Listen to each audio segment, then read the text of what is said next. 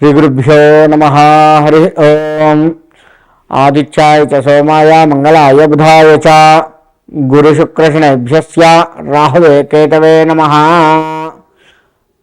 మనకి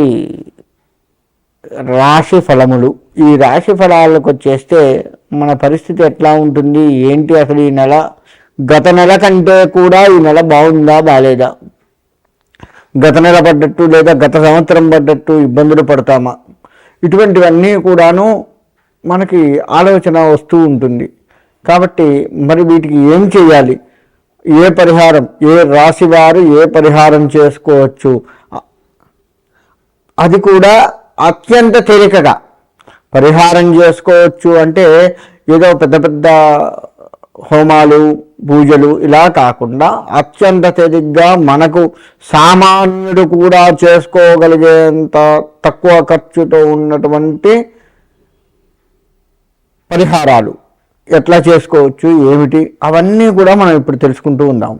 ఎందుకంటే ఈ పరిహారాలు ఎందుకు చేసుకోవాలి అంటే, పరిహారాలు చేసుకోవటం వల్ల మనకి వచ్చేటువంటి లాభం ఏదైతే ఉందో దానికి సుఖంగా అనుభవించేటట్టుగా ఉంటుంది. ఒకవేళ రాసుల్లో మనకి చెడు తగులుతుంది, చెడు కూడా ఏమన్నా సూచిస్తే ఆ చెడుని తప్పించుకోవచ్చు. అందుకోసం పరిహారాలు చేసుకోవాలి. అంతేకాని ఇవన్నీ ఉత్తది, ఇవన్నీ చాదస్తం అని కనుక ఎవ్వరు వదిలిపెట్టినా సరే వారు ఆ కష్టాన్ని అనుభవిస్తూ బాధపడాల్సి వస్తుంది. అలా కాకుండా మనం భగవత్ ప్రీతిగా ఏ రాశి వారు ఆ రాశికి సంబంధించిన పరిహారాలను కనుక చేసుకుంటూ చక్కగా, మనకు ఇప్పుడు ముందే చెప్పుకుంటున్నాం కదా మనము ఎట్లా ఉంటుంది ఏంది అని, సుఖాన్ని వస్తే అక్కడ దాచిపెట్టుకుంటూ, అంటే మనకి ఏదైనా లాభం వచ్చేది ఉందనుకోండి, పైసా లాభం వచ్చేది ఉంటే దాన్ని ఎంతవరకు ఖర్చు పెట్టాలి, ఎంతవరకు దాచిపెట్టుకోవాలి చూసుకుంటూ రాబోయే కష్టానికి ఇవి దోహదపడేటట్లుగా మనము మన జీవితాన్ని బ్యాలెన్స్ చేసుకోవచ్చు అన్నమాట. ఆ విధముగా మనం ఈ యొక్క పరిహారాలకి, రాశిఫలాలు, అసలు ఈ జాతకాలు తెలుసుకోవటము, రాశిఫలాలు తెలుసుకోవడం, ఇవన్నీ కూడా అందుకే ఉన్నాయి. రాబోయే కష్టాన్ని కొంత ముందుగా తెలుసుకొని దానికి సంబంధించి జాగ్రత్త పడటం కోసమే ఈ రాశిఫలాలు ఇవి ఉన్నాయి. ఇది ఇందులో అందరివి ఉంటాయి. అంటే ఉద్యోగస్తులు ఉంటుంది, వ్యవసాయం ఉంటుంది, చదువుకునే వాళ్ళకు ఉంటుంది. ఇలా అన్ని రంగాల వాళ్ళు కూడాను ఎలా జీవించాలి, చదువుకునే వాళ్ళకు నష్టం ఏంటండి అంటే గుర్తుండకపోవడం చదివింది. అంతేకాకుండా వాళ్ళు పరీక్ష సమయానికి వచ్చేసరికి భయపడటం చేయటం ఇట్లా చేస్తూ ఉంటారు. వ్యవసాయం అనగానే అక్కడ ఎంత లాభం వస్తుంది, ఇప్పుడు పురుగులు అవి అన్న పట్టి చేసి ఉంటాయా, కోత మంచిగా కాపు వస్తుందా లేదా, ఇలా అన్ని రకాల. మీనరాశి వారికి అంతంత మాత్రపు ఆరోగ్యాలు, ముఖ్యంగా ఈ రాశి వారి మొత్తానికి కూడాను, అంటే వీరే కాదు వీరి కుటుంబ సభ్యులకు కూడా ఆందోళనలు కలుగుతున్నట్లుగా ఉంటారు. ఈ కుటుంబం మొత్తం కూడాను శిరో బాధ ఎక్కువగా, తలకాయ నొప్పి ఎక్కువగా ఉంటుంది.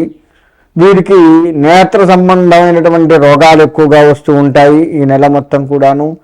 ఇంకా ధనాన్ని విషయానికి వస్తే మంచి నీళ్ళు ఖర్చు చేసినట్టు ఖర్చు చేస్తాం, అందులో ఎటువంటి సందేహం లేదు.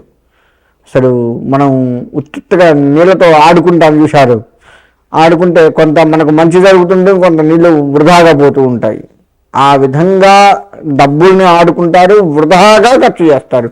డబ్బులు రావా వస్తూ ఉంటాయి కానీ ఖర్చు అధికంగా ఉంటుంది. మార్చి నెల మీరు పెట్టే ఖర్చు ఎప్పుడూ పెట్టలేదన్నట్లుగా ఉంటారు.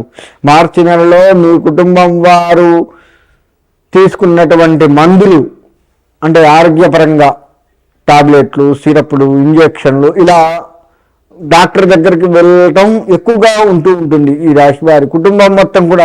ఈ రాశి వారే కాదు, ఈ రాశి వారి కుటుంబం మొత్తం కూడా అదే విధంగా ఉంటుంది. జాగ్రత్త వహించండి.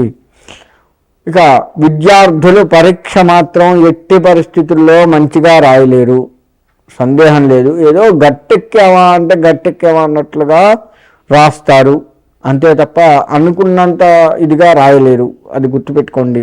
ఉద్యోగాలు సంతృప్తిగా ఉద్యోగం చెయ్యరు, అసంతృప్తిగానే ఉంటుంది. పెద్దలతో గొడవలు ఉద్యోగాల విషయంలో.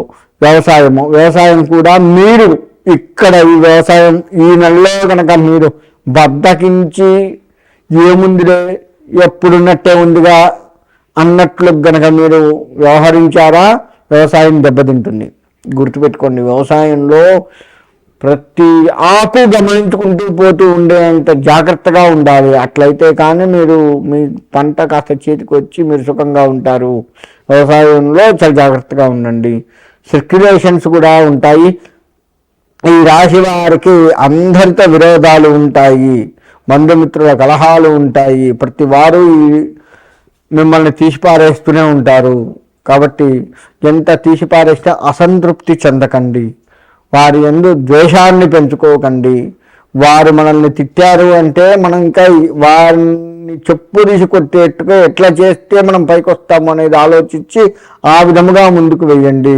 కొత్త పనులకు శ్రీకారం చుడుతూ ఉంటారు, ఆచితూచి వ్యవహరించండి. ఈ విధంగా కనుక చేస్తూ ఉన్నట్లయితే ఈ రాశి వారు కాస్త గట్టెక్కే అవకాశం ఉంటుంది. ఈ రాశి వారు శుక్రుణ్ణి ఆరాధిస్తూ ఉండాలి. బాగా శుక్రుడికి సంబంధించిన పరిహారాలు బాగా చేసుకుంటూ ఉన్నట్లయితే ఈ రాశి వారు సమాజం పట్ల బాగా ఉంటుంది. సూర్యుడికి ప్రతిరోజు నమస్కారం చేసుకోండి. ప్రతి ఆదివారము కూడాను సూర్యుడికి సంబంధించి పాయసము ఏదో పెట్టండి. ఆ విధంగా పెడితే ఖచ్చితంగా ఈ ఆరోగ్య సమస్యల నుంచి గట్టెక్కుతారు. కాబట్టి మీనరాశి వారు అత్యంత జాగ్రత్తగా వ్యవహరిస్తే తప్ప గట్టెక్కరు. అందరూ కూడా సుఖంగా ఉండాలి ఈ రాశి వారు అని చెప్పేసి కోరుకుంటూ సెలవు తీసుకుంటారు. మేషం నుంచి మీనం వరకు 12 రాశుల వారు ఎట్టి పరిస్థితుల్లో కూడా ఆదిత్య హృదయ పారాయణం చేసుకోండి. ఆదిత్య హృదయ పారాయణం దేనికయ్యా అంటే శత్రు జయము బాగా పనికొస్తుంది. ఆరోగ్య విషయాలు అందరికీ అనుకూలంగా లేవు. సరే, అనుకూలంగా ఉన్న వాళ్ళు కూడా సూర్యారాధన చేయండి. ప్రతి ఆదివారము కూడాను బెల్లంతో కూడుకున్న పాయసం చేస్తాము. ఆవు పాలతో అన్నం ఉడికించి చక్కగా బెల్లము వేయండి, అంతేకాని పంచదార వేయద్దు. బెల్లము వేసి సూర్యుడికి ప్రత్యక్ష నారాయణుడు మనకు కనపడుతూ ఉంటాడు. సూర్యభగవానుడు ప్రత్యక్షంగా సూర్యుడికి నివేదన పెట్టండి. పెట్టి దాన్ని మనం స్వీకరించినట్లయితే బెల్లం పాయసం అలా 4 వారాలు 5 వారాలు ఎన్ని వస్తే అన్ని వారాలు ప్రతి ఆదివారము కూడా తలస్నానం చేసి సూర్యుడికి నమస్కారం చేసుకొని ఆ పాయసాన్ని నివేదించినట్లయితే 12 రాశుల వారికి కూడాను ఆరోగ్యం పట్ల కాస్త అనుకూలంగా ఉండే సూచనలు కనపడుతూ ఉన్నాయి. కాబట్టి నేను చెప్పిన ఈ పరిహారాలు పాటిస్తూ ఉండండి. ఆదిత్యాయ చ సోమాయ మంగళాయ బుధాయ చ గురు శుక్ర శనేభ్యస్య రాహువే కేతవే నమః. ఇది చదువుకుంటూ ప్రతిరోజు కూడాను ఆ నవగ్రహాలకి ప్రదక్షిణ నమస్కారాలు చేయండి. నవగ్రహాలకి చాలామందికి వచ్చేటువంటి సందేహం ఏంటంటే, చేసే పని కూడా ఏంటంటే నవగ్రహాలకి ఒక 3 చుట్లు ఏమో తిరిగి ఊరుకుంటారు. అలా కాకుండా 27 సార్లు నవగ్రహాలకు ప్రదక్షిణ చేయండి. ఒక్కొక్క గ్రహానికి 3 సార్ల చొప్పున 9 గ్రహాలు ఉన్నాయి. 9 × 3 లెక్క వేసుకోండి, 27 వస్తుంది. 27 ప్రదక్షిణాలు నవగ్రహాలకు చేయండి. అప్పుడే మీరు, ఎందుకంటే అట్లా ఎందుకు చెప్తున్నా అంటే, మనం ఏ దేవత గుడికి వెళ్ళినా గుర్తుపెట్టుకోండి 3, 5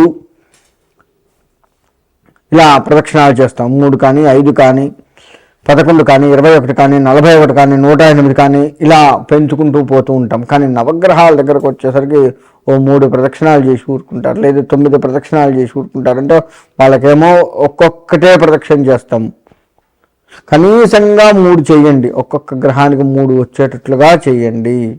అలా చేసుకున్నట్లయితే ఆ నవగ్రహ అనుగ్రహం కలుగుతూ ఉంటుంది.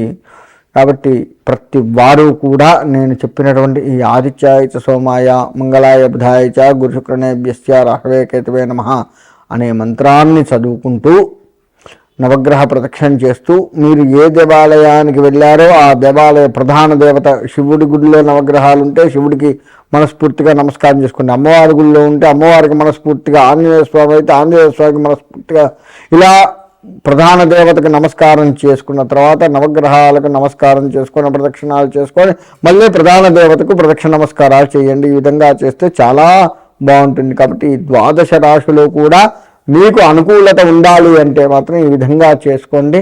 మీకు నవగ్రహ అనుగ్రహం కలిగి సుఖంగా ఉంటారు.